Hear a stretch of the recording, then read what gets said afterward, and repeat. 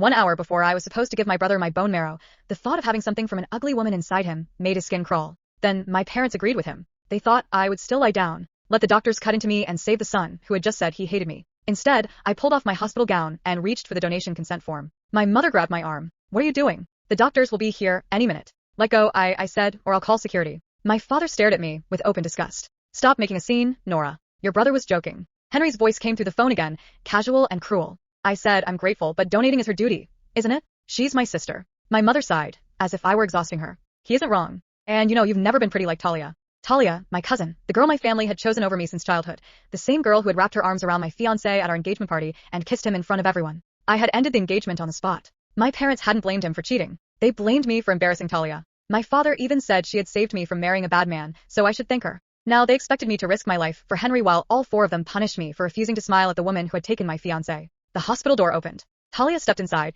carrying a delicate gift bag. Her face was arranged into perfect concern. "I came to see Henry," she said softly. Then she held the bag out to me. "And I brought you wedding favors. I'm getting married this weekend. Uncle said you'd still be recovering, so we didn't send you an invitation." Before I could answer, Henry burst out of the isolation ward, despite the nurses shouting after him. "Talia, I knew you'd come." My parents' faces softened instantly. They crowded around her while I stood beside the bed, prepared for a surgery that would save their son. Talia glanced at me and smiled. Henry moved between us, as if I might attack her. "Why are you looking at her like that? You're an ugly, vicious witch. No wonder no one wants you." Then he looked me up and down. "Honestly, the thought of your marrow inside me makes me sick." I stared at him. Since his leukemia diagnosis, I had stayed at the hospital day and night. I had researched every food he could eat, washed his clothes separately, booked a recovery trip to Sweden, and signed the donation papers the moment doctors confirmed I was a perfect match. He knew all of that. He also knew Talia was a match. But Talia had a wedding to attend, a career to protect, and a life everyone considered too valuable to interrupt. Mine was apparently disposable.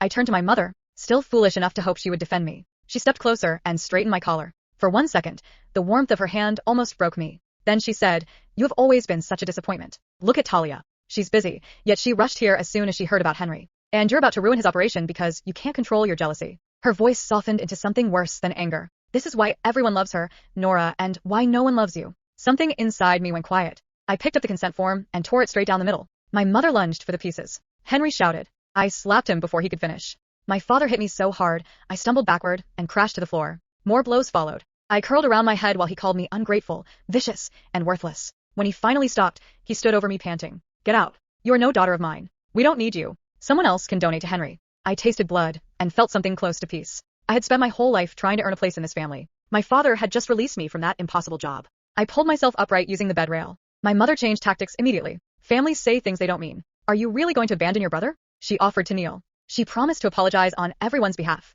Talia took my hand and asked whether I could bear to watch Henry die. I looked at her. "He still has you. You're a match, too, remember?" The room fell silent after Talia's father died. Mine brought her into our home. My parents placed every good meal in front of her, bought her the clothes I wanted, and praised her while calling me thin, dull, and embarrassing. I fought for years. I studied harder, worked longer, and gave them money, gifts, and obedience. I thought success could make me worthy of the affection they gave her freely. When Henry got sick, I volunteered before anyone asked. None of it changed my place. The unloved child could empty herself into a family and still be accused of giving too little. I should have understood that years earlier, when my only comfort in the house was my dog, Daisy. I used to hold her at night because she was the only living thing that never made me compete with Talia. When my family noticed, my father accused me of caring more about an animal than my own blood. He threw a knife onto the balcony, locked Daisy and me outside, and said I could come back in after I killed her. Then my parents, Talia, and Henry left for a week-long vacation. It was the hottest part of summer. For 7 days, I survived on dog food and rainwater, while pounding on the glass until my hands bled. Daisy did not survive the heat. When my family returned, no one asked how I had stayed alive. My mother looked at Daisy's body, and asked whether I was finally finished with my nonsense. That was the day I stopped begging to be included. Yet even after that, I still kept serving them. I kept paying bills, bringing gifts, and mistaking usefulness for love. Standing in the hospital, I finally saw the pattern. Clearly, they did not love me when I obeyed. They simply enjoyed what obedience gave them. I picked up the duffel bag beside the bed. It held steamed fruit, clean clothes, medicine, organizers, and the plane ticket I had bought for Henry's recovery. I explained each item while my family watched with the same arrogant certainty. Nora would complain, cry, and then surrender like always. I dropped the bag into the trash and tore the plane ticket in half. Henry reached for it. "That was mine," asked Talia to replace it. His face twisted. "Walk out that door, and Mom and Dad will never forgive you. That's the first good thing you've promised me." Talia stepped closer, eyes red but dry. She offered to leave the family and give me everything they bought her. It was the same performance she had used for years. When I pulled my hand away, she staggered into a thermos. Hot water splashed across her arm. Henry punched me before I understood what had happened. My father locked my arm behind me. My mother seized my hair. They dragged me away from the hallway and beat me while Talia cried that they should stop. Without making any real attempt to stop them, I managed to dial 911 and shout the hospital's name. Henry smashed my phone beneath his shoe. When the police arrived, I was bleeding on the floor. My mother pointed at me first. Arrest her. She backed out of a bone marrow donation and attacked us. She held up Talia's burned arm as proof. The officer looked from Talia's reddened skin to my split lip, swollen face, and torn clothes. This is assault, he said. All of you are coming to the station. For the first time, strangers saw what my family had spent years calling discipline.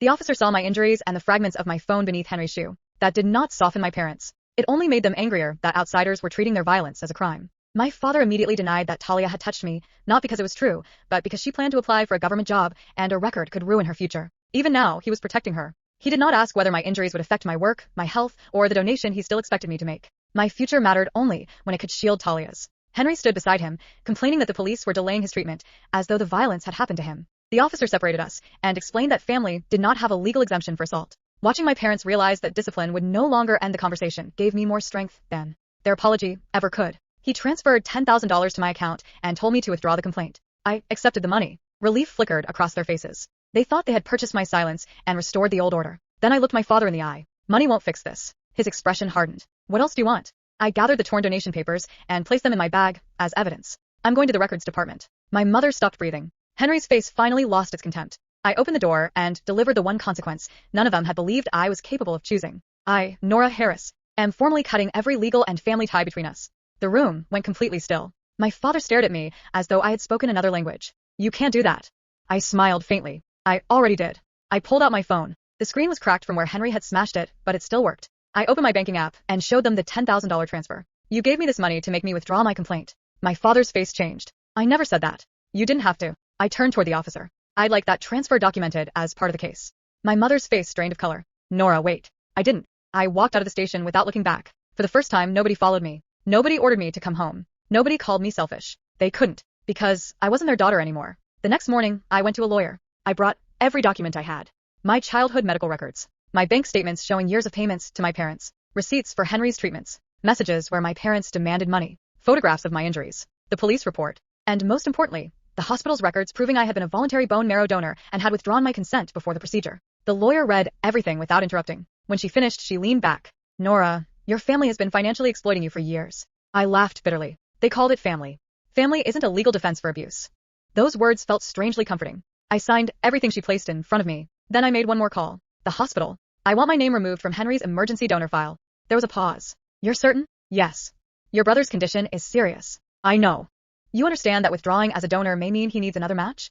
I understand. I hung up. Then I blocked every member of my family. Henry called from 11 different numbers. My mother left 37 voicemails. My father sent one message. You are killing your own brother. I deleted it. Then came Talia. Her message was different. Nora, please. I never wanted this. I stared at the screen. For years, those words would have destroyed me. This time, they made me laugh. I typed one sentence. You wanted everything except responsibility for what it cost me. Then I blocked her too. 3 days later, my family came to my apartment. I watched them through the security camera. My mother was crying. My father looked furious. Henry was sitting in a wheelchair, pale and weak. Talia stood behind them wearing sunglasses and an expensive white dress.